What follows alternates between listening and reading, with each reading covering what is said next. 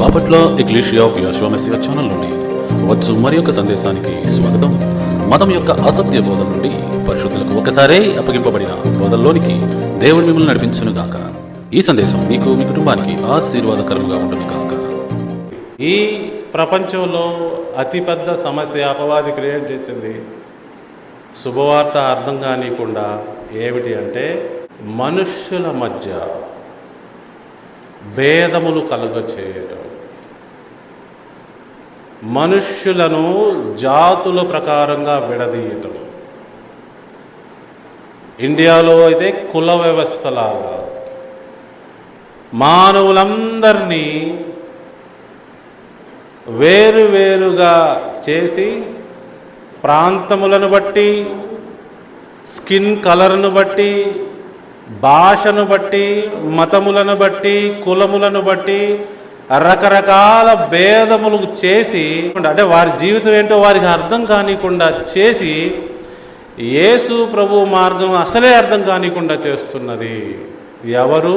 అపవాది.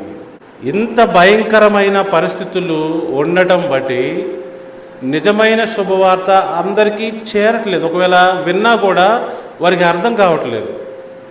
ఇండియాలో చూడండి ఎంతమంది క్రైస్తవులు ఎలా ఐడెంటిఫై చేసుకుంటారు? దళిత క్రైస్తవులు అన్న వర్డ్ని మీరు వినే ఉంటారుగా. ఎక్కువ శాతం దళితులు క్రైస్తవంలోకి మారుతున్నారని వాళ్ళని దళిత క్రైస్తవులు. సమాజము ఎలా చూస్తుంది మనుషుల్ని? ఏదో ఒక జాతి ఐడెంటిటీ కావాలంట, ఏదో ఒక జాతి ఐడెంటిటీ. ఎవరైనా సరే సామాన్యంగా మాట్లాడరు. మీరు ఏమిట్లు అని అడుగుతారు, మీరు ఎవరు అంటారు. మనందరం మనుషులమే కదా, మన జంతువులమే పక్షులమే కాదు కదా. అయినా సరే అపవాది చేసిన మాయంటి మనుష్యులు రకరకాల ఐడెంటిటీ, రకరకాల గ్రూపులుగా తయారైపోయి వీడు మావాడు కాదు, వీడు మీవాడు అని చెప్పుకునే పద్ధతిలోకి వచ్చేసారు, అలాంటి ఆచారంలోకి వచ్చేసారు. అందుకే ఈ రోజున నిజమైన శుభవార్త అర్థం కావటం లేదు. అపవాది ఏం చేశాడంటే మాయలో పెట్టేశాడు. వాక్యం రోజు చదువుతాం కానీ నిజమైన రక్షణలోకి రానికుండా చేస్తున్నది ఎవరు అంటే ఇలాంటి మనస్తత్వం కలిగి ఉండటం వలన, అబద్ధ బోధల్ని ముందుకు లోపలికి చొచ్చుకుపోవటం వలన ఎలాంటి జాతి, కులము, భేదము కలుగజేసి మనుష్యులను సువార్త యొక్క ఫలంలోకి రానికుండా చేస్తున్నాడు. యేసు ప్రభువారు దేవుని రాజ్య సువార్త చెప్పారు. దాని అర్థం ఏంటి? చాలామందికి అర్థం కావట్లేదు. ఎందుకని? వారు రకరకాల భేదములు పెట్టుకొని విడిపోయి ఉన్నారు కాబట్టి. ఇప్పుడు మనందరం అర్థం చేసుకోవాలి, యేసు ప్రభువారు చెప్పిన శుభవార్త యొక్క నిజమైన అర్థం ఏంటంటే మనము పోగొట్టుకున్న మన జీవము మనం సంపాదించాలి. It is the restoration of our stolen life. మన జీవము మన యొద్ద నుంచి దొంగతనం చేయబడింది. మన జీవితము మన యొద్ద నుంచే దొంగతనం చేయబడింది. అది మరలా మనం పొందుకోవటానికి యేసు ప్రభువారు శుభవార్త చెప్పారు. మన భవిష్యత్తు పాడైపోయింది. మన భవిష్యత్తును పోగొట్టుకున్నాం. మన భవిష్యత్తు మనం పొందుకోవటానికి ప్రభువారు శుభవార్త చెప్పారు. నిజమైన జీవాన్ని మనం కలిగి ఉండుట కోసమే యేసు ప్రభువారు శుభవార్త చెప్పారు. అందరూ గమనించారా? యేసు ప్రభువారు ఏమన్నారు తెలుసా? గొర్రెలకు జీవం కలుగుటకును అది సమృద్ధిగా కలుగుటకును నేను వచ్చాను. ఈ రోజున ఈ మెసేజ్ వినిచిన ప్రతి ఒక్కరిని అడుగుతున్నాను, మనము పుడతాము, చనిపోతాము, ఈ మధ్యలో బతుకుతాము. అసలు ఏమైనా లైఫ్ అనేది అర్థమవుతుందా? మరణమయ్యే జీవితం, పుట్టి ఏమన్నా అనుభవించి సాధించి ఇంకా ఉపయోగం ఏముంది? అదే లైఫ్ అని చెప్పేసి ఈ ఇతర మతాలు, దేవుళ్ళందరూ చెప్తున్నారు. కానీ యేసు ప్రభువారు అది చెప్పట్లా. మీరు మీ జీవితం పోగొట్టుకున్నారు. ఇప్పుడు జీవించుచున్న జీవితము కేవలము శిక్ష జీవితము. అంటే ఒక వ్యక్తి శిక్ష పొందుకున్న తర్వాత జీవించే జీవితము. నీ జీవితాన్ని ఎవరు దొంగతనం చేసేశారు. నీ భవిష్యత్తు పాడైపోయింది. కానీ ఈ జీవితంలో ఆ విషయం అర్థం చేసుకోవడం కష్టం. అందుకే నేను వచ్చాను, ఊరూరా గ్రామం తిరిగి చెప్తున్నాను, మీ జీవితం మీరు పొందుకోండి, మీ లైఫ్లోకి మీరు రండి. ఓ మానవుడా, నువ్వెవరు, ఇక్కడ ఏం చేస్తున్నావు, మీ భవిష్యత్తు ఏంటి? చాలామంది అంటారు, ఎవరన్నా కొంచెం మంచి డ్యాన్స్ చేసినా, డైలాగ్ చెప్పినా, మంచి ఏదన్నా టాలెంట్ చూపించినా మంచి భవిష్యత్తు ఉంది నీకు అంటారు. వెంటనే నీకు మంచి భవిష్యత్తు ఉంది అంటారు. ఏం భవిష్యత్తు ఉంది? ఎలాంటి భవిష్యత్తు? 60 సంవత్సరాలకు చనిపోయే భవిష్యత్తు? మానవులకి నిజంగా భవిష్యత్తు తెలుసా? భవిష్యత్తు లేదు అంటున్నాడు యేసుప్రభువారు. అందుకే నేను వచ్చాను అంటున్నాడు యేసుప్రభువారు. జీవము కోల్పోయారు మీరు. మీ జీవాన్ని అపవాది దొంగతనం చేశాడు. వాడు వెళ్తూ వెళ్తూ మిమ్మల్ని కూడా సంకన పెట్టుకుపోయాడు. అపవాది తప్పు చేశాడు, పాపం చేశాడు, వానితో పాటు మానవులను కూడా తీసుకెళ్ళిపోయాడు. ఇది జరిగింది. సో నిజమైన శుభవార్తని అర్థం చేసుకోవాలి. మానవులందరూ ఒకటే జాతి. There are no tribes. యేసుక్రీస్తునందు ఏ భేదం లేదు, అందరూ సమానమే. అపవాదికి నచ్చని మాటే అందరూ సమానము. జాతి లేదు, కులము లేదు, మతము లేదు, స్కిన్ కలర్ లేదు, గ్రూపులు లేదు, ఎథ్నిసిటీ కూడా లేదండి. అందరూ దేవుని యొక్క దృష్టిలో సమానమే. ఆడ మగ కూడా లేదండి. Everybody are equal before God. కానీ ఈ లోకములో అంత లెవెల్ అండర్స్టాండింగ్ రావటం అనేది దేవుని రాజ్యం. ఇంకా మనలో ఎవరిలో అయితే స్త్రీ లేదు, పురుషుడు లేదు, ఉన్నత కులము లేదు, తక్కువ కులము లేదు, ఉన్నత జాతి లేదు, తక్కువ జాతి లేదు, మంచి కలర్ లేదు, చెడ్డ కలర్ లేదు, ఏ భేదము లేదు, మానవులందరూ సమానమే అన్న ఆలోచన నీలో ఎప్పుడైతే వస్తుందో, అర్థమైద్దో, జీర్ణమైద్దో, అప్పుడు నువ్వు దేవుని బిడ్డ అవుతావు. కొంతమంది నాస్తికులు అంటారు, అందరూ సమానం అంటారు. ఉట్టిదే. వాళ్ళు నిజంగా పలకరు. జాగ్రత్త గమనించుకోండి. పైన పోస్తారు అంతే నాస్తికులు. అంటే వాళ్ళంతా ఈ లోకంలో మాయాపూరితమైన హృదయం కలిగి ఉన్నాళ్ళు కాబట్టి వాళ్ళు అలానే చేస్తారు. అందుకే దేవుని వాక్యానుసారంగా నేర్చుకోవాలి. ఒక మనిషి ఎలా బిహేవ్ చేస్తాడో వాడి మైండ్ని రీడ్ చేయగలగాలి. సో ఏం చెప్తున్నాను మీ అందరికీ, ఒక దేవుని యొక్క జ్ఞానం ద్వారా మానవులందరూ సమానము. దేవుడు ఎవరిని ఎక్కువగా కొందరిని తక్కువగా చూడడు. తప్పు చేస్తే అందరికీ ఒకటే శిక్ష. అదే తెలియపరుచుద్ది మనకి ఆయన ఎంత న్యాయవంతుడో. అందరికీ శిక్ష సమానం. కానీ ఈ లోకంలో ఏం జరుగుతుంది? దళిత క్రిస్టియన్లు, కమ్మ క్రిస్టియన్లు, మాల క్రిస్టియన్లు, మాది క్రిస్టియన్లు, ఏందది? అలాంటిది ఏమీ లేదు. ఎప్పుడైతే ఇలా భేదము సెగ్రిగేట్ చేసుకుంటున్నారో దాని అర్థమే అపవాది వల వేసింది, వీళ్ళు పడ్డారు అని. అపవాది వలలో పడుతున్నారు అంటే జాతి అహంకారం. నేను మాట్లాడుతుంది చిన్న విషయం కాదు. నేను మాట్లాడుతుంది ప్రపంచంలో కొల్ల నెంబర్ 1 ప్రాబ్లం. నాకు ఏమైనా పర్లేదు కానీ ఆ తక్కువ జాతోడికి ఏమీ అందకూడదు. అలాంటి ఆలోచన ఉన్నవారు ఉన్నారు అని చెప్తున్నాను నేను. జాతి అనేదే తప్పు. దేవుని యొక్క మార్గంలో ఏమీ లేదు. ఫారిన్ కంట్రీస్కి వెళ్తే అక్కడ రేషిజం ఉంటుంది. స్కిన్ కలర్ని బట్టి, వీడి బ్రౌన్ కలరు, వాడు వైట్ కలరు, వీడి బ్లాక్ కలరు, వాడేమో red Indian, red colour. Skin కలర్ను బట్టి మళ్ళీ అక్కడ ఒక తెలియని రోగం, అదే రేసిజం. ఏమండి, హిట్లర్లో ఏమున్నది? హిట్లర్ అన్నాడు, హిట్లర్ వాళ్ళ యొక్క జాతి అంట, రేస్ అంట గొప్పదంట, మిగతా వాళ్ళందరూ పురుగులంట. వాళ్ళ జాతి గొప్పదంట, వాళ్ళ కళ్ళు వేరంట, వాళ్ళ పెదాలు వేరంట, వాళ్ళ ముక్కు వేరంట, వాళ్ళ స్కిన్ కలర్ కూడా వేరంట. వాళ్ళు దేవతలంట, మిగతా వాళ్ళందరూ పురుగులంట. ఎంత జాతి అహంకారమో చూడండి. ఈ రోజున కూడా ఎంత భయంకరమైన రోగం పట్టిన వాళ్ళు ఎంతమంది ఉన్నారు. బైబిల్ చదువుతా కూడా ఇలాంటి రోగంతో ఉంటే వాళ్ళకి ఎప్పటికీ రక్షణ కలుగదు అని మాత్రం నేను చెప్పగలను.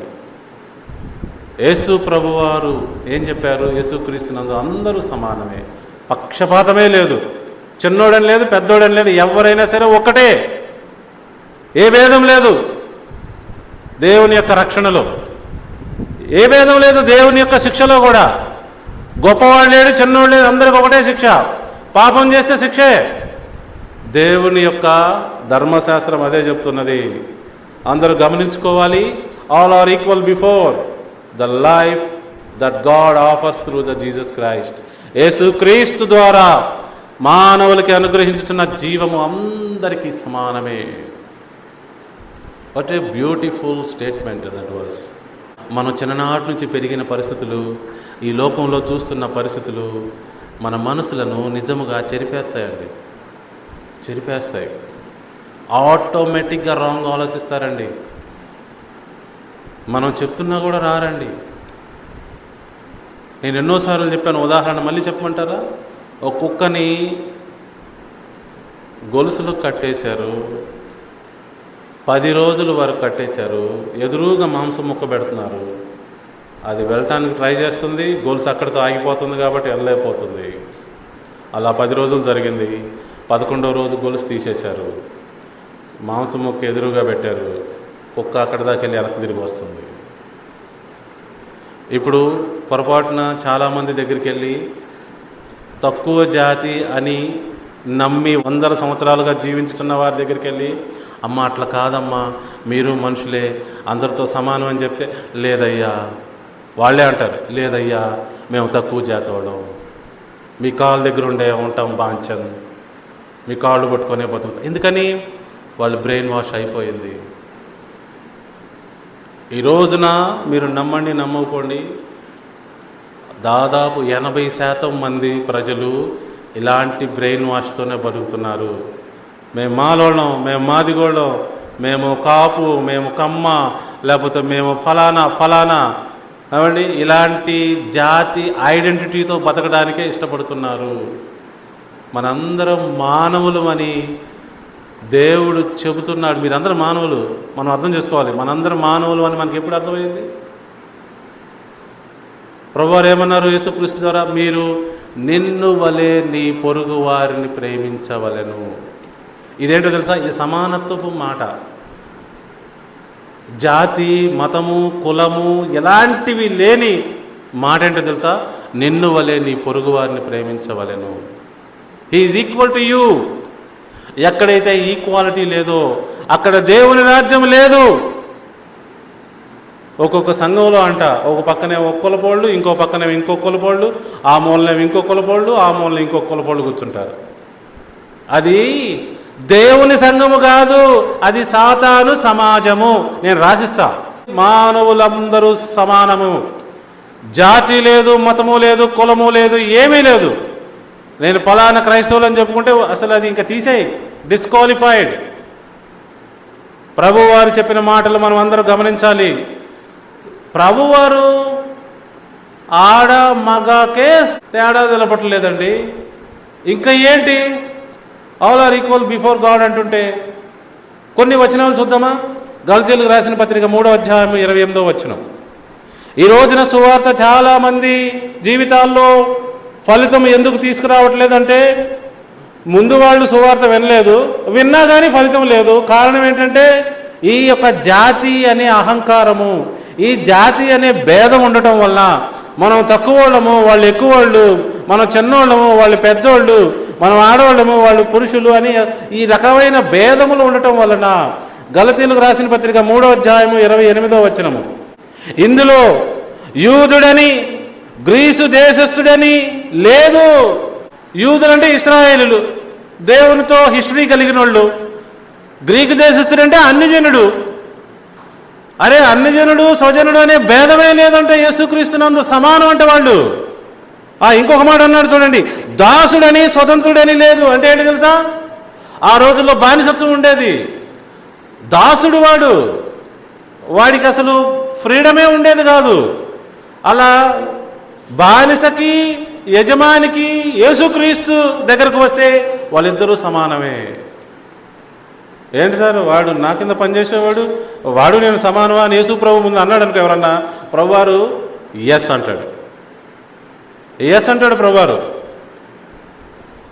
దాసుడని స్వతంత్రుడని లేదు, పురుషుడని స్త్రీ అని లేదు. యేసుక్రీస్తునందు మీరందరూ ఏకంగా ఉన్నారు. మై డియర్ ఫ్రెండ్స్, సువార్త ఫలం లేకపోవటానికి గల కారణం కనపడుతుందా మీకు?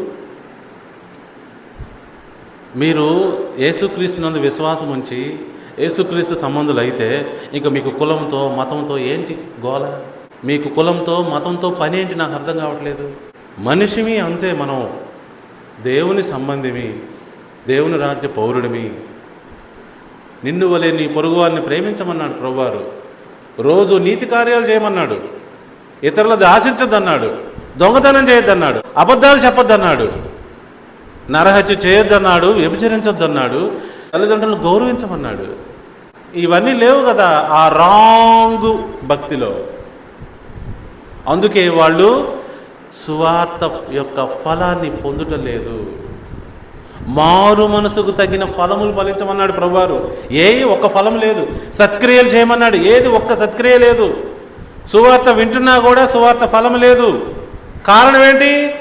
ఇంకా మనసులో రాంగ్ కాన్సెప్ట్స్, రాంగ్ ఐడియాలజీస్ పెట్టుకొని బతుకుతున్నారు.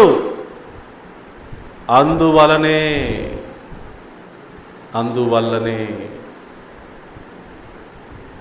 మనం ఎలాంటి కంట్రీలో జీవిస్తున్నాం తెలుసా అండి? దారుణమైన కుల వ్యవస్థ, మత వ్యవస్థ, జాతి అహంకారం ఉన్న దేశంలో బతుకుతున్నాం. ఎలాంటి మాటలు ఉంటాయో తెలుసా అండి? అసలు అంబేద్కర్ గారికే తప్పలేదు. ఆయన అంత గొప్ప చదువు వచ్చి ఒక చోట ఉద్యోగం చేస్తూ ఉండగా, కాలేజీలో లెక్చరర్ అయినా కూడా బాంబేలో అతనికి రెంట్కి ఇల్లు దొరకలా. ఎలాంటి జాతి అనే రోగం పట్టి పీడిస్తుందో మన ఇండియాని చూడండి. ఏ దేశమైతే జాతి అహంకారము, జాతులు మధ్య దూరాలు భేదాలు ఉన్నాయో ఆ దేశం బాగుపడదు, ఎప్పటికీ బాగుపడదు. ఇది నిజం. అసలు మనిషి అంటే ఏంటో తెలుసుకోలేని పరిస్థితుల్లో ఉన్నారు. యేసు ప్రభువారు ఏమన్నారు తెలుసా? అందరి కోసం మరణిస్తున్నాను. ఏ జాతీయుడైనా సరే మానవుడే, ప్రతి ఒక్కరి కోసం నేను క్రయధనం చెల్లిస్తున్నాను, పాప పరిహారార్థ బలి చేస్తున్నాను. ఈ జాతి అనేవాళ్ళు ఎవరంటే మూర్ఖులండి, మూర్ఖులు. ఎంత మూర్ఖత్వం అంటే, ఇప్పుడు ఇండియాలోకి ఆయిల్ ఎక్కడి నుంచి వస్తుందండి? పెట్రోలు ఇండియా నుంచి రాదు కదా, ఇతర దేశాల నుంచే కదా వచ్చేది. మరి మీరే అంత జాతి అహంకారం కలిగిన వాళ్ళైతే మీ పెట్రోల్ మీరే తయారు చేసుకోండి, మీరే వాడుకోండి. ఎలక్ట్రానిక్ వస్తువులన్నీ ఇండియాలో తయారవుతున్నాయి అనుకుంటున్నారా? TV, mixie, fridge, laptop, mobiles అన్నీ ఇండియావేనా? అంత జాతి అహంకారం ఉంటే మీరే తయారు చేసుకోండి. ఇరాన్ వాళ్ళు ఆ యొక్క జలసంధి మూసేస్తే మనకి గ్యాసు, పెట్రోల్ లేదు, గిలగిలా కొట్టుకులాడుతున్నారు. మరి ఇంత జాతి అహంకారం ఎందుకు మనకి? నేను ఒకటే అడుగుతున్నాను, యేసుక్రీస్తునందు విశ్వాసం ఉంచితే ఒక మనిషి అవుతాం. మనిషిని మనిషిగా చూడు, అంతే. All are equal. ఎవరు కూడా మేము దళిత క్రైస్తవులము, ఎస్సీ క్రైస్తవులము, లేకపోతే మాదిగ క్రైస్తవులము, మాల క్రైస్తవులు అనద్దు. మనకి ఏ ఐడెంటిటీ వద్దు. మేము కేవలం క్రీస్తు రాజ్య పౌరులము, క్రీస్తు సంబంధులము. ఏ భేదం లేదు. We are all equal in the Christ. అందరు క్రీస్తులో సమానమే. ఇలాంటి మెసేజ్లు చెప్పవలసిన ఈ భక్తులు ఏం చెబుతున్నారు? చాలా భయంకరంగా చెప్తున్నారు. ఎవరైతే యేసుక్రీస్తునందు విశ్వాసం వచ్చి బాప్తీసం తీసుకుంటున్నాడో వారికి కులము వద్దు, మతము వద్దు అని చెప్పాల్సిన వాళ్ళు ఇంతవరకు చెప్పలా. అందుకే ఇంకా ఇలాంటి పరిస్థితులు ఉన్నాయి. ఇంతవరకు చెప్పాలి. మరి యేసుప్రభువు వారు చెప్పిన మాటలు ఇవే కదా. కొలసీలకు రాసిన పత్రిక 3వ అధ్యాయము 11వ వచనము, ఇట్టి వారిలో గ్రీసు దేశస్థుడని యూదుడని భేదము లేదు, సున్నతి పొందుటయని సున్నతి పొందకపోవుటయని భేదము లేదు, పరదేశీయుడని సిదియుడని దాసుడని స్వతంత్రుడని లేదు గాని క్రీస్తే సర్వమును అందరిలో ఉన్నవాడై ఉన్నాడు.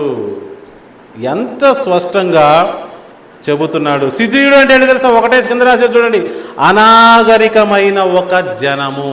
అంటే ఏదో ట్రైబ్స్ అనుకోండి, పాపం కొండల్లో కోనల్లో ఉండేవాళ్ళు, వాళ్ళకి ఏమీ తెలియదు. తలకాయ నొప్పి వచ్చినా ఏదైనా రోగం వచ్చినా ఆకు పసర ఎట్టెట్టు నలుపుకొని మింగేసేస్తూ ఉంటారు.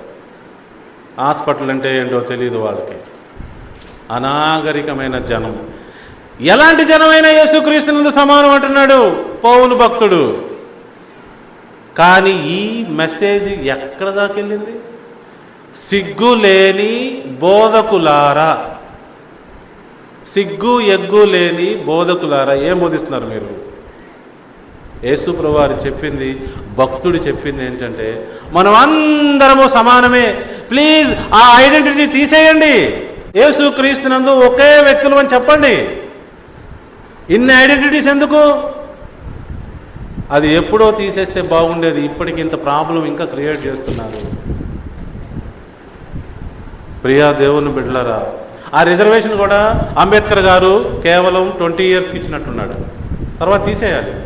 వాళ్ళు కావాలని ఎందుకు ఉంచారు తెలుసా?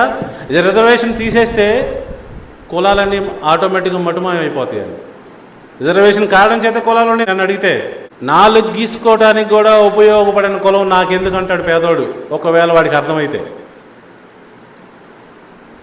కేవలము రిజర్వేషన్స్ పెట్టి పేదవాళ్ళని ఆ కులంలోనే మగ్గేటట్టు చేస్తున్నారు. యేసుక్రీస్తునందు ఉన్నవారు ఎవరైనా సరే ఇలాంటి మైండ్ సెట్ కలిగి ఉండండి, బాగుపడండి, మనుషులు అవ్వండి. If you hate your neighbour for any reason, నీ తోటి వారిని, నీ పొరుగు వాడిని నీవు ఏ కారణం చేతైనా అభ్యంతర పడితే, ద్వేషిస్తే, ఏ కారణం చేత? క్యాస్ట్, జాతి, కులము, మతము, రంగు, స్టేటస్,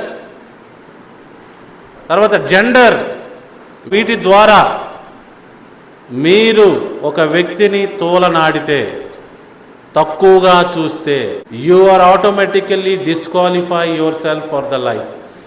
దేవుడిచ్చు లైఫ్ మీకు క్యాన్సిల్ చేయబడుతుంది అని నేను మనవి చేస్తున్నాను.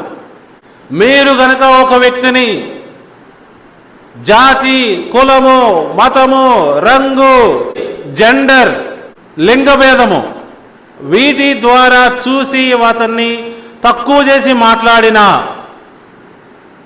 ఇన్సల్ట్ చేసినా, అవమానం చేసినా, మీ మనసులో వ్యతిరేక భావం ఉన్నా కూడా నీకు లైఫ్ అనేది డిస్క్వాలిఫై, నీకు లైఫ్ రాదు. యేసుక్రీస్తు ద్వారా కుదరదు నీకు లైఫ్ ఇవ్వటం. అందరూ గమనించాలి ప్రియా దేవుని బిడ్డలారా. 1 యోహాను పత్రిక 3వ అధ్యాయం 15వ వచనం. దేవుని యొక్క సువార్త వినడమే పెద్ద విషయం అయితే, విన్న తర్వాత ఇలాంటి పరిస్థితుల్లోకి అపవాది తీసుకెళ్తున్నాడు చూడండి. అసలు నిజమైన సువార్త వినడమే గొప్ప విషయం. విన్న తర్వాత మనుషుల్ని మనుషులుగా ఉండనీయకుండా చేస్తున్నాడే, ఎంత దారుణమైన పరిస్థితి. మీరు మాలోళ్ళు, మీరు మాదిగోళ్ళు, మీరు ఫలానా అని చెప్పేసి ఒక విధమైన ద్వేషంలోకి తీసుకెళ్తున్నాడే అపవాది మాయ. సువార్తని, యేసు ప్రభువారిని, అన్నిటినీ మాయలో పెట్టాడు మీ ఎదుట. మీరు నమ్ముతున్న క్రీస్తు రాంగు, మీరు నమ్ముతున్న సువార్త రాంగు. అందుకే మీలో నిజమైన మార్పు రావటం లేదు. ఆ వాక్యం చదువుదామా? 3:15. తన సహోదరుని ద్వేషించువాడు నరహంతకుడు.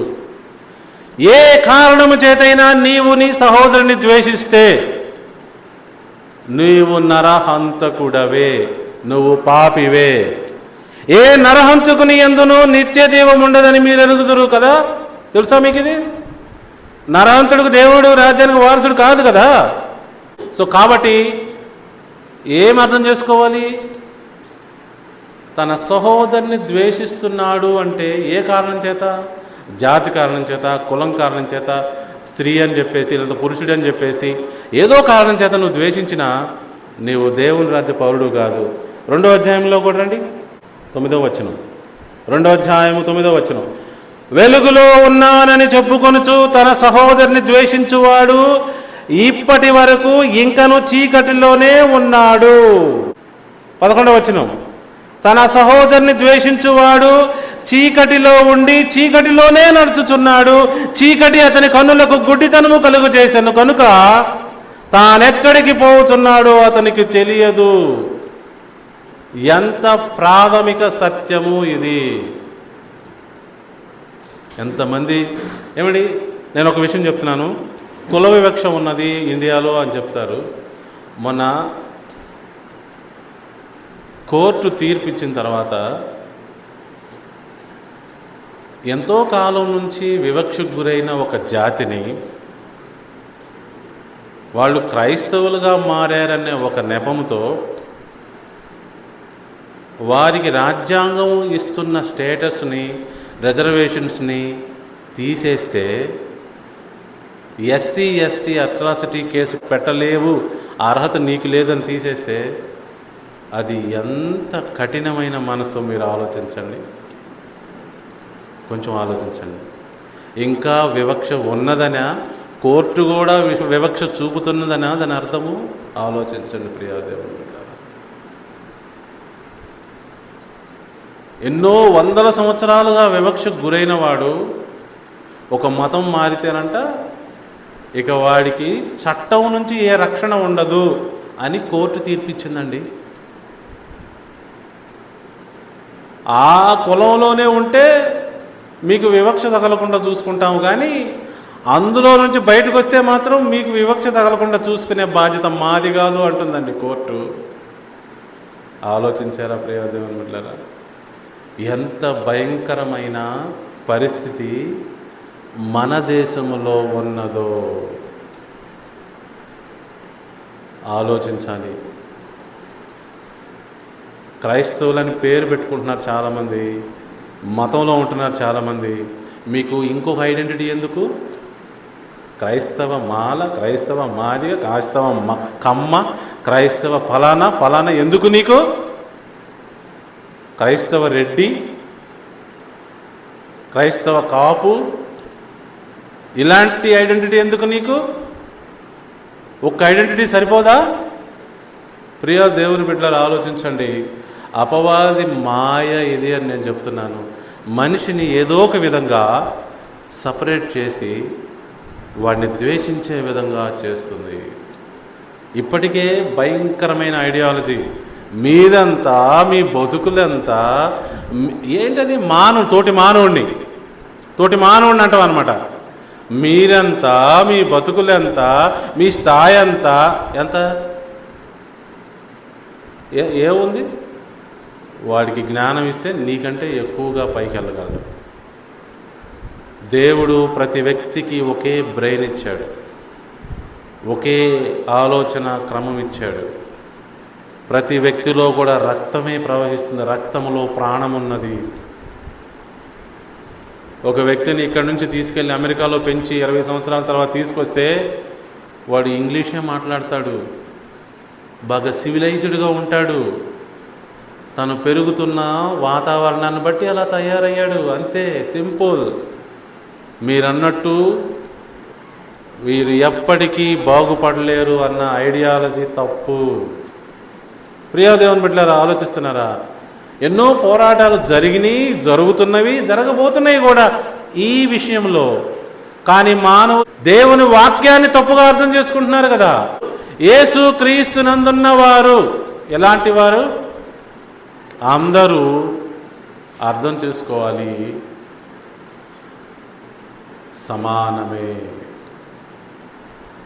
మెంటల్ ట్రాన్స్ఫర్మేషన్ జరగాలి. ఇక్కడ మార్పు రావాలి. ఇక్కడ మార్పు వస్తే ఇక్కడ మార్పు వస్తుంది. అంటే మన మాటల్లో మార్పు వస్తుంది, మనం చూసే దృష్టిలో మార్పు వస్తుంది, మన ప్రవర్తనలో మార్పు వస్తుంది, మన వేషధారణలో మార్పు వస్తుంది. నీ జుట్టులో మార్పు లేదని ఎందుకో తెలుసా? నువ్వు కలిసి తిరుగుతున్న వాళ్ళు అలానే ఉన్నారు కాబట్టి నీ జుట్టులో మార్పు లేదు. నీ వస్త్రధారణ ఎందుకు మార్పు లేదు తెలుసా? నీ కంపెనీ అలానే ఉంది, నీ సహవాసం అలానే ఉంది.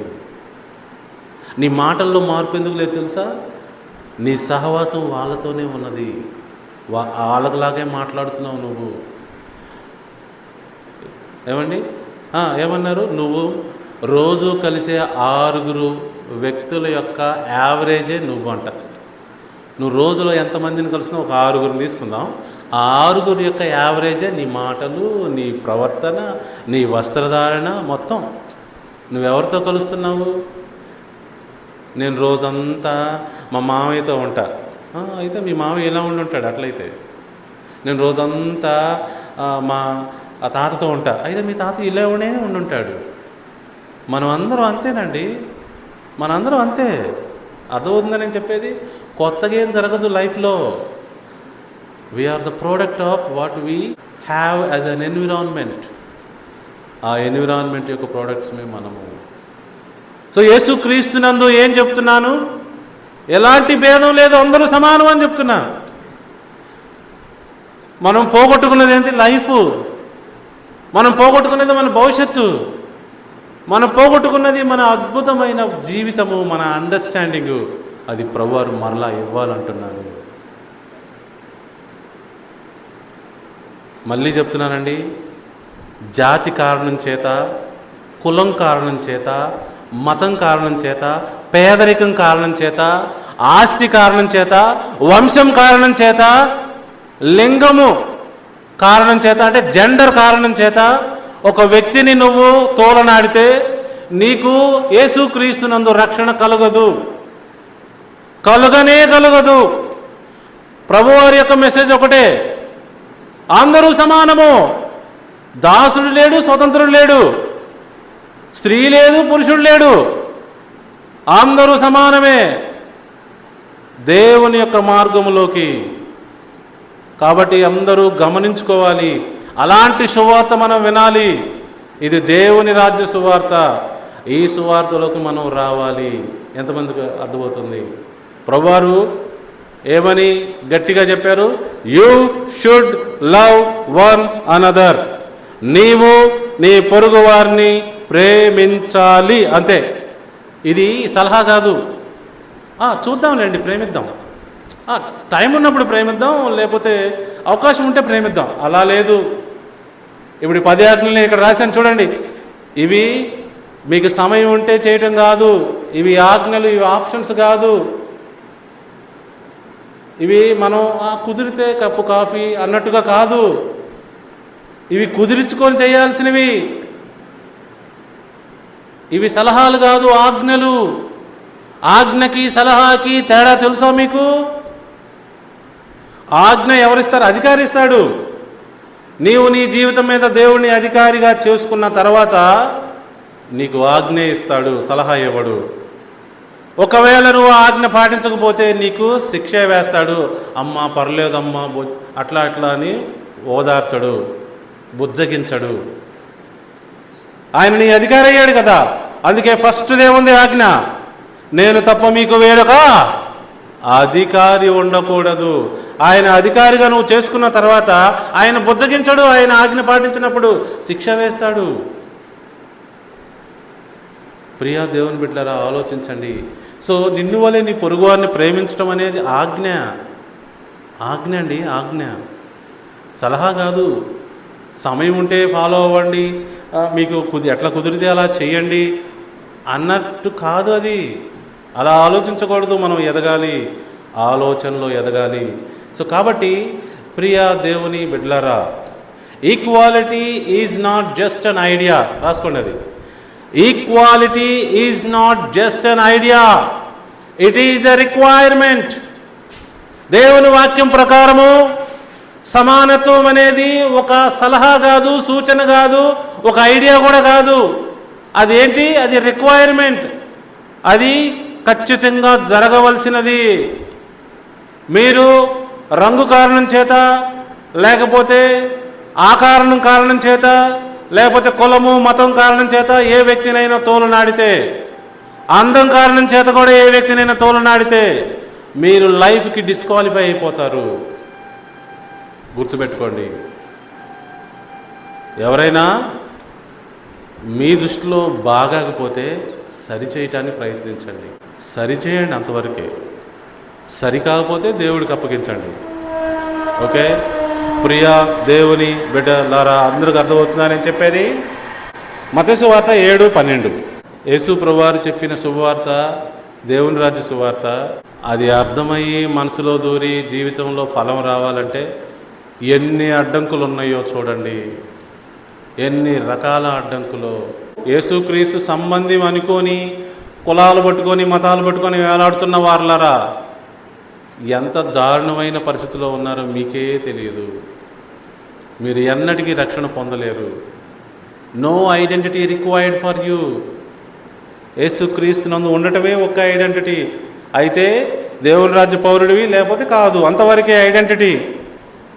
చూడండి 7:12 కావున మనుషులు ఏమి మీకు చేయవలనని మీరు కోరుదురో అలాగుననే మీరును వారికి చేయుడి. ఇది ధర్మశాస్త్రమును ప్రవక్తల ఉపదేశమునై ఉన్నది. ఇతరులు మనకు అన్ని చేయాలని కోరుకుంటున్నారా మీరు? చాలామంది ఏం చేస్తారు, వాళ్ళు నమస్తే బెటరు, వాళ్ళు వచ్చి ఇట్లా అంటారంట, అంటే వాళ్ళు నమస్తే పెట్టాలంట. వాళ్ళు నమస్తే పెడితే నమస్తే పెడదామని ఆలోచన అన్నమాట వీళ్ళకి. కొంతమంది అందరూ వీళ్ళకి నమస్తే పెట్టాలి, వీళ్ళకి దండాలు పెట్టాలి, వీళ్ళని గౌరవించాలి, వీళ్ళకు దండ వేయాలి, వీళ్ళని పొగడాలి, వీరికి అందరూ చేయాలని కోరుకుంటారంట. వీరికే అన్నీ, అందరు నాకు గిఫ్ట్లు ఇవ్వాలి, అందరూ నాకు తెచ్చివ్వాలి, అన్నీ నాకే చేయాలి అన్నట్టు చేయాలని కోరుకుంటారంట. ఎవరు? ఇలాంటి కొంతమంది ఉన్నారు. అప్పుడు వారికి మనం ఏం చెప్పాలి? కావున మనుషులు మీకు ఏమి చేయవలనని మీరు కోరుదురో అలాగుననే మీరును వారికి చేయుడి. ఇది ధర్మశాస్త్రం చెప్పుచున్నది, దేవుని ప్రవక్తలు చెప్పింది ఇదే. అర్థమవుతుందా? ఇది ఎప్పుడు సాధ్యమైంది? సమానత్వం ఉన్నప్పుడు సాధ్యమయ్యేది. ఇది సమానత్వం లేనప్పుడు ఎక్కడ సాధ్యమయ్యేది? మీరే నాకు పొద్దాక దండాలు పెట్టాలి, నేను పెట్టను అన్నమాట. అప్పుడు సమానత్వం ఉన్నప్పుడు ఏమైంది? వాళ్ళు నాకేం చేయాలని కోరుకుంటాను, నేను వాళ్ళకు కూడా చేయాలి కదా. సమానత్వం, అది సమానత్వం ఉన్నప్పుడు జరిగే పరిస్థితి ఇది. The message of the Bible is equality. దేవుని ముందు అందరూ సమానమే. మామూలు వ్యక్తి తప్పు చేసినా, మోషే తప్పు చేసినా ఒకే రకంగా శిక్ష చేశాడా లేదా ప్రభువారు? మోషే నువ్వు ప్రవక్తవు కాబట్టి పర్లేదులే, నువ్వు ఓకే అన్నాడా ప్రభువారు? మోషే శిక్ష చేశాడండి. దావీదు నువ్వు పెద్ద రాజు కదా, నువ్వు ఏదో చేసావు పానీలే అన్నాడా ప్రభువారు? దావీదుకి శిక్ష చేశాడా లేదా? ఆలోచించండి. దేవుని ముందు అందరూ సమానమే, అందరూ సమానమే. గుర్తుపెట్టుకోండి ప్రియ దేవుని బిడ్డలారా. నెక్స్ట్ వచనం చూద్దాం.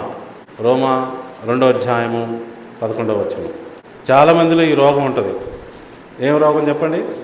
They are always judgmental. వాళ్ళు ఏం చేస్తారంటే వాళ్ళ మనసులో జడ్జిమెంట్, చైతన్యకి ఇది రాదురే, టోనీకి ఇది రాదు. వాళ్ళు జడ్జిమెంట్ అనమాట. వాళ్ళ ఇంట్లో కూర్చొని ఇదే అందరి గురించి మాట్లాడుకుంటూ ఉంటారు. జెన్నీకి ఇది కుదరదులే, వీళ్ళ జడ్జిమెంట్ అనమాట. పొద్దాక వీళ్ళ జడ్జిమెంట్, వీళ్ళ తీర్పులు. గమనించుకోండి, మీ తీర్పులు ఎలాంటివి ఉన్నావో వాక్యం చదివితే మీకు అర్థమవుతుంది. దేవునికి పక్షపాతమే లేదు. 2:1 కాబట్టి తీర్పు తీర్చు మనుషుడా, నీవెవడవైనను సరే నిరత్తరుడవై ఉన్నావు. దేని విషయంలో ఎదుటివానికి తీర్పు తీర్చుచున్నావో దాని విషయంలో నీవే నేరస్తుడు అని తీర్పు తీర్చుకొనుచున్నావు. ఏలయనగా తీర్పు తీర్చు నీవును అట్టి కార్యములనే చేయుచున్నావు కావా. చూసారా, మనందరము ఈ తప్పు చేస్తూ ఉంటాము. అంటే మనకు కనపడదు అంటారు చూసారా. మనదేమో మనకు కనపడదు, ఇతరులదైతే బాగా కనపడుద్ది అన్నట్టు. ఇతరుల గురించి తీర్పులు, వాడు అలా, వీడిలా, ఆవిడెలా, వీడిలా, తీర్పుల మీద తీర్పులు అనమాట. మరి మన సంగతి? సమానత ఉన్నప్పుడు నీకు కూడా అదే వర్తిస్తుంది కదా. చాలామంది ఏమంటారు, ఇంకా ఇట్లా ఇట్లా ఏళ్ళు చూపించినప్పుడు ఏమంటారు, ఒక ఏళ్ళు నువ్వు ఇతరులకు చూపిస్తే, లేకపోతే 2 ఏళ్ళు చూపిస్తే ఈ 3 ఏళ్ళు నీ వైపు చూపిస్తున్నాయి కదా అంటారు. అవునా కదా? మనం ఇతరులకు తీర్పు తీరుస్తున్నాము, మరి మన సంగతి? సమానత్వం వహించు అక్కడ. ఎందుకు ఈ విషయాలు చెప్తున్నానంటే, to live equally and treat others equally is the qualification for life. విన్నారా? మీరు ఇది అర్థం చేసుకోకపోతే నేనేం చేయలేనండి. నేను చెప్పాల్సింది చెబుతున్నా. మీరు ఇతరులను సరిగ్గా ట్రీట్ చేయకపోతే మీరు దేవుణ్ణి ట్రీట్ చేసినట్టు. నేను ఎన్నో 1000 సార్లు చెప్పాను, మళ్ళీ ఒకసారి చెప్తా. ఒక వ్యక్తిని ఇప్పుడు చిరువుని తిట్టాను అనుకోండి, నేను ఏం చిరువు నువ్వు ఇంత నల్లగా ఉండవని అన్నాను అనుకో, అప్పుడే తెల్ల జుట్టు వచ్చిందని తిట్టాను అనుకోండి, అవమానపరిచాను అనుకోండి. ఎవరిని అవమానపరుస్తున్నట్టు? చిరువుని చేసిన దేవుణ్ణి అవమానపరుస్తున్నట్టు. చిరువు యొక్క ఎత్తుని గురించి తిట్టాను అనుకోండి, ఎత్తు చిరువు కాదుగా చేసుకుంది. చిరువు నువ్వు అని చేసుకున్నావా? నీ ఎత్తు నీ ఇష్టమా? దేవుడి ఇష్టం. ఎవరిని అవమానపరిచినట్టు? చాలామంది ఎవరు టిప్పో అని తిడతా ఉంటారు. ఈ దేవుడిని తిడుతున్నట్టే. ఎందుకంటే దేవుడు కదా డిసైడ్ చేసిన నీ ఎత్తుని. కలర్ ఎవరు మనం డిసైడ్ చేసుకున్నావా? మరి దేవుడు డిసైడ్ చేశాడు. నా ముక్కు ఇట్లా వెళ్ళింది అనుకోండి, ముక్కు వంకర అని తిడుతున్నాను అనుకో, దేవుడు నన్ను ఇట్లా చేశాడు కదా, నన్ను ఏం చేయమంటావు? చాలామంది ఎత్తుపళ్ళు తక్కువ చేసుకుంటున్నారు, కొన్ని మార్పులు చేసుకుంటున్నారు, దవడలకి ఇవడలు ఇవన్నీ మార్పులు చేసుకుంటున్నారు సినీ హీరోలు. వాళ్ళకి ఇంకొక రకమైన తీర్పు ఉంటుందిలేండి. సో నేనేం చెప్తున్నాను, ఒక వ్యక్తిని నువ్వు తోలనాడుతున్నావు అంటే రంగు, స్ట్రక్చరు, అందము కారణం చేత నువ్వు ఎవరిని తోలనాడుతున్నావో నీకు తెలుసా అని అడుగుతున్నాను నేను. వానిని సృష్టించిన సృష్టికర్తని నువ్వు తోలనాడుతున్నావు, అవమానపరుస్తున్నావు. ఎంత పెద్ద విషయము నీకు ఇంతవరకు తెలియకపోతే తెలుసుకో. మానవుల్ని ప్రేమించు. యేసుప్రభువారు అందుకే చెప్పింది, నిన్ను వలె నీ పొరుగు వారిని ప్రేమించు. ఇతరుల యొక్క బలహీనతల్ని మనం ఓర్చుకొని వాళ్ళని సరిచేయాలి. చూసారా? అందరికి అర్థమవుతుందా? ఈజీ కాదు దేవుని మార్గం, ఈజీ కాదు దేవుని ఆజ్ఞలు పాటించడం కూడా.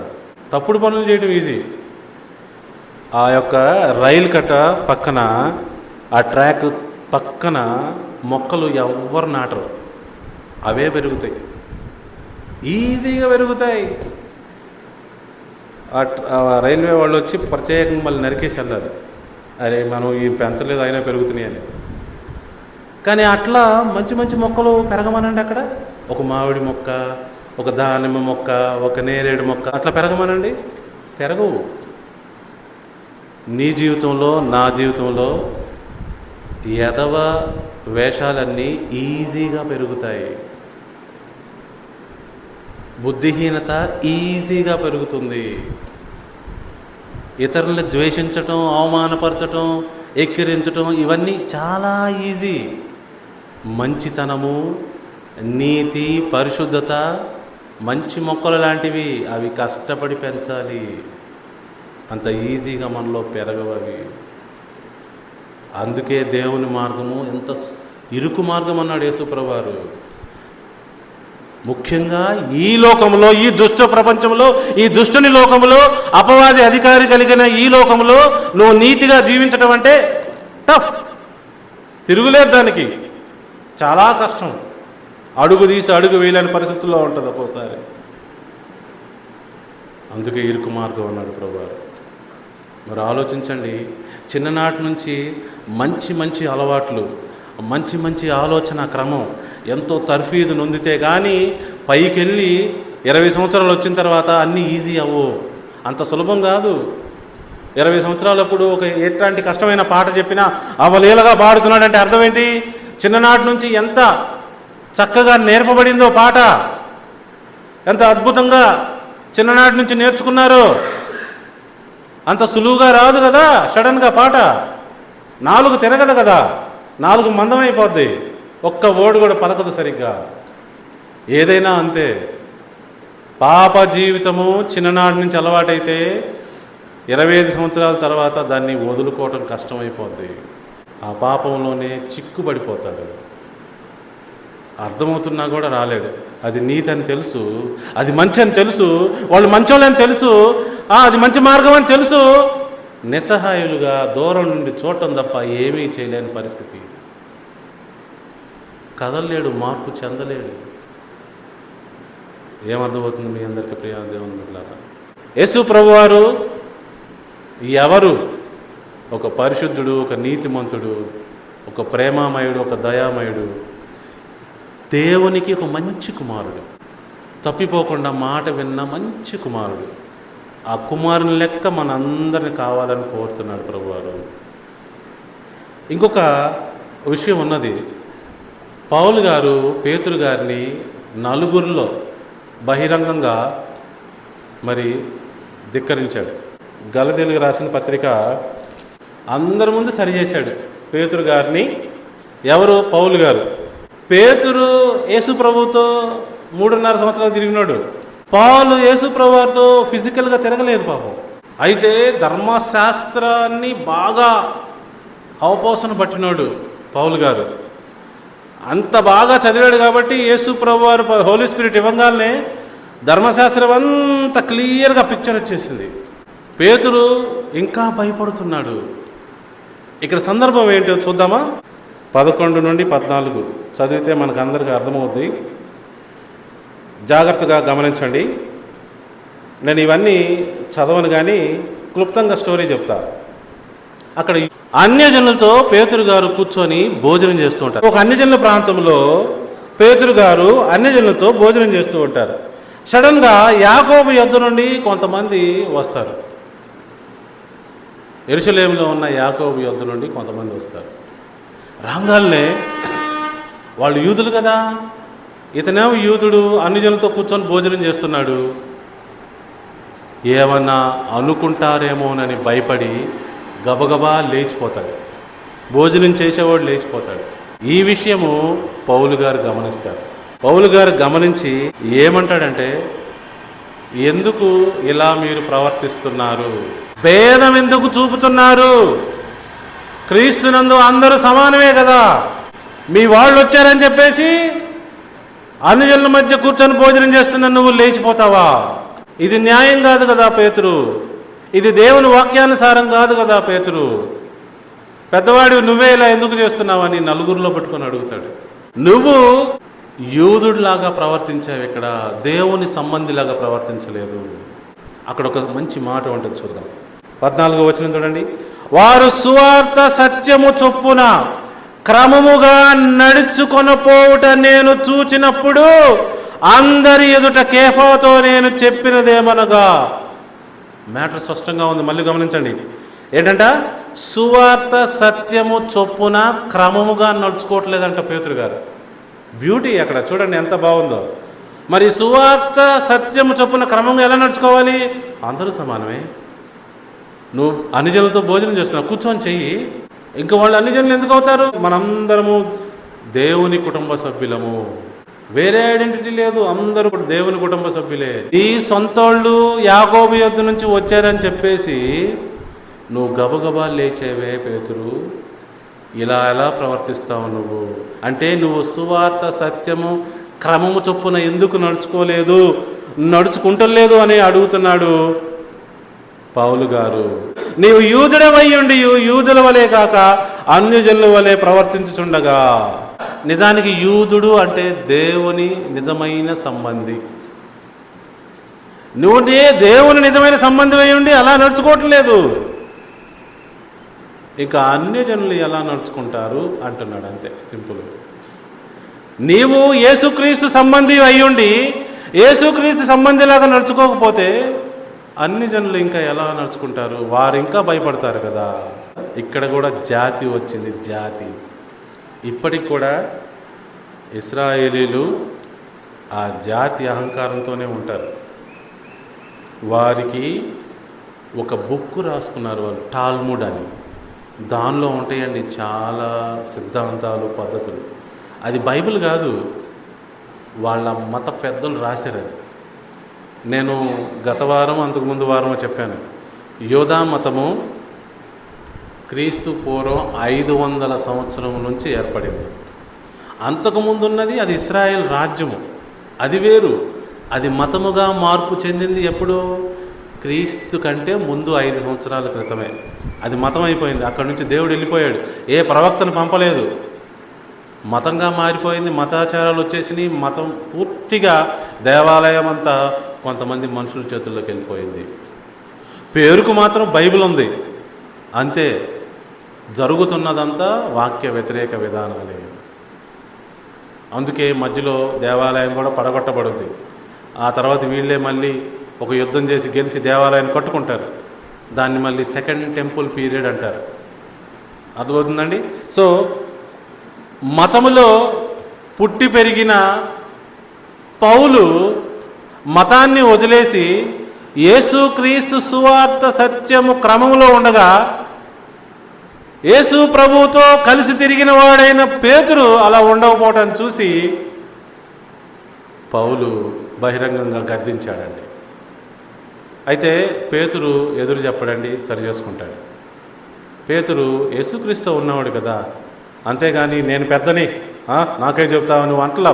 పేతురు సరి చేసుకున్నాడు, సరైపోయాడు. ఓకే.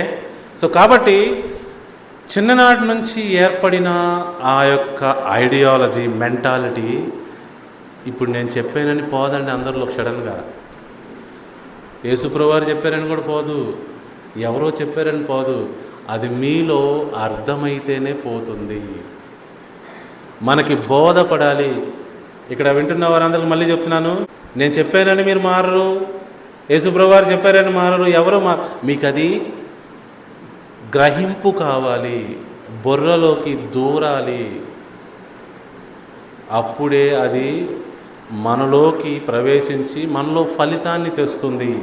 ఎంతమందికి అర్థమవుతుంది? యాక్చువల్గా ఈ జాతి, ఈ కులము, ఈ మతము, ఈ భేదము ఇవన్నీ ఇంకా స్ప్రెడ్ చేస్తున్నాడు. ఎంతమంది చనిపోతున్నారు తెలుసా? ఈ జాతి అహంకారం వల్ల. కులము, మతము, తక్కువ జాతోళ్ళు, ఎక్కువ జాతోళ్ళు అని మాయలో ఉన్నారండి. భయంకరమైన మోసంలో ఉన్నారు. అందరూ మానవులే, మనం అందరూ ఒకే జాతి. కానీ అగ్రకులము, తక్కువ కులము, ఎక్కువ మతము, పెద్ద మతము, చిన్న మతము అని చెప్పేసి మతాల్లో కూడా ఇలాంటి శాఖలు ఉండటం వలన భయంకరంగా మోసపోతున్నారు. ఇంత భయంకరమైన ఐడియాలజీ ఎక్కడి నుంచి వస్తుంది? వాళ్ళని ఏమనొచ్చు మనం? అబద్ధ బోధలు అనొచ్చు. ఫాల్స్ టీచర్స్ అండి. ఇప్పటికి కూడా మీరు మీ మనసులో ఉంటుంది, పెద్దయ్య గారు, చాలా పెద్దయ్య గారు, లేకపోతే పెద్ద మనిషి, లేకపోతే ఈ సంఘానికి అంత పెద్దోడు, లేకపోతే 100 సంఘాల మీద ఒక పెద్దయ్య గారు. మనలో ఒక గౌరవం, ఒక అభిప్రాయం వచ్చేస్తుంది అంతే. ఎందుకు వచ్చింది అట్లా? అది మనకు అలా అలవాటైంది. యేసు ప్రభువారే శిష్యుల యొక్క కాళ్ళు కడిగి టవల్ తీసుకొచ్చి కాళ్ళు దుడిసినప్పుడు మనకి విధానం అర్థం కావాలిగా. మీలో గొప్పవాడు అందరికీ పరిచారం చేయాలి. కాలు మీద కాలు వేసుకొని పెద్ద సీట్లో కూర్చోవటం కాదు. ఇది దేవుని విధానం అండి, ఇది దేవుని మార్గము. మనందరము మనకు తెలుసో తెలియకో చిన్ననాటి నుంచి లేకపోతే ఎక్కువ కాలంగా అలవాటు పడిన ఈ యొక్క ఐడియాలజీ, మెంటాలిటీ ఏదైతే ఉందో అది బోధ ద్వారానే జరిగింది. బోధ, ఫాల్స్ టీచర్స్. దానివల్ల మనం ఇలా ఉన్నాము. అర్థమవుతుందండి?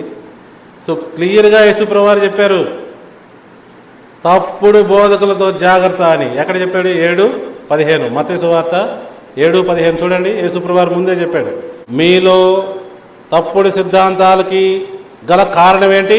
మీరు ఈ జాతి, కులము, మతము, రేసిజము, గొప్పోళ్ళు, తక్కువోళ్ళు, దీనికి కారణం ఏంటి?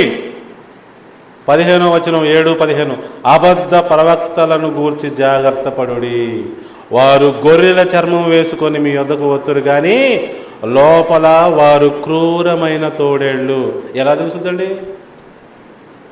వాళ్ళు తోడేళ్ళలో, గొర్రెలో అర్థమయ్యే పరిస్థితి మనలో ఎక్కడుంది? అందుకే వారిని ఏమనాలి? అమాయకులు అనాలి. అమాయకులుగా ఉండిపోకూడదు అంటున్నాడు ప్రభువారు. మీరు అబద్ధ ప్రవక్తను గుర్తించగలిగే కెపాసిటీలోకి రండి. వారి ఫలములన్నా చూడండి. ఒక్కోసారి నటన ఎంత బాగుంటుందంటే కనపడదు. బాగా నటిస్తారు కాబట్టి మనం గుర్తించలేము. కానీ ఫలాలు చూడండి. ఫలములు అంటే చెట్టు చూడటానికి జాంకాయ చెట్టు లాగా ఉంది, బాగా గుబురుగా ఉంటుంది, జాంకాయ చెట్టు లాగానే పెరుగుతుంది, ఎంత పెద్దగా అయిపోయింది. చివరికి దాని కాపు వచ్చేసరికి అదేదో వేరే కాయ కాసింది. కాయ వలన చెప్పేస్తే ఇది జాంకాయ చెట్టు కాదు. మీలో వచ్చే ఫలాలు ఏంటి? మీ కుటుంబంలో వచ్చే ఫలాలు ఏంటి? ఆ ఫలాలను చూసి మీరు గమనించాలి. నీ కుటుంబం ఎట్లా ఉంది? నీ కుటుంబములో ఏం జరుగుతుంది? రిజల్ట్స్ అనేవి కనబడుతూ ఉంటాయి. రిజల్ట్స్ ఇప్పుడు మేము చాలా మంచోళ్ళం అంటే అసలు మంచి ఫుడ్ తింటాం, కానీ మీకేంది బీపీలు, షుగర్లు, ఆ వ్యాధులు, ఈ వ్యాధులు వస్తున్నాయి. చెప్పేదేమో ఒకటి చెప్తున్నారు, చూపించేదేమో వేరే కనపడుతుంది. అర్థమవుతుందా? సో చెప్పేది ఒక రకంగా ఉంది, చూపించేది ఇంకో రకంగా ఉంది. ఫలాలు అవి జాగ్రత్త చూడండి.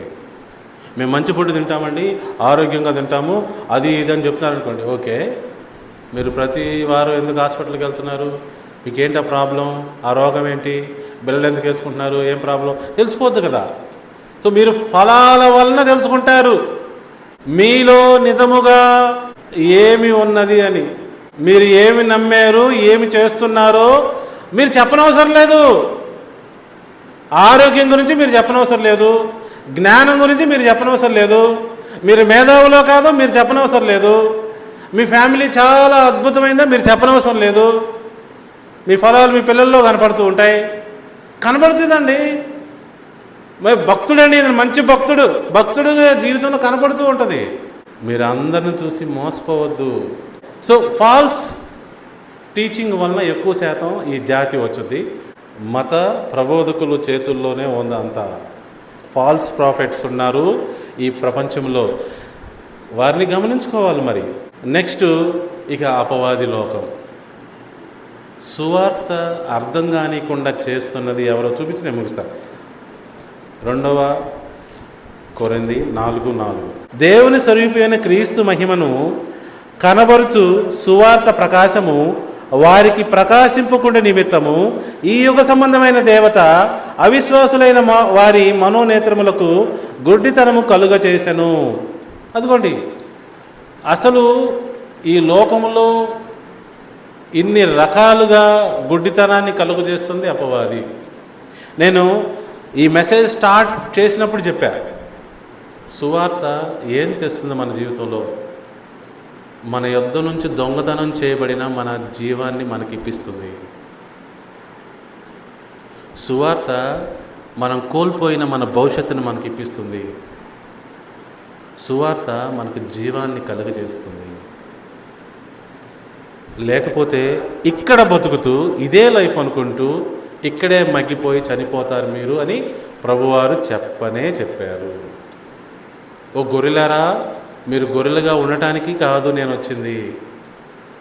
అందరూ అంతటా మారు మనసు పొంది జీవం పొందుకోవాలి. ఇంతకు అందరికీ అర్థమైంది ఈరోజు చెప్పింది. నేను ఈక్వాలిటీ అనే పాయింట్ మీద నేను సువార్త చెప్పాను. ఎక్కడైతే ఈక్వాలిటీ లేదో అక్కడ యేసుప్రభువారు లేరు, అక్కడ దేవుని రాజ్యం లేదు. ఎక్కడైతే సమానత్వం లేదో అక్కడంతా అపవాదే.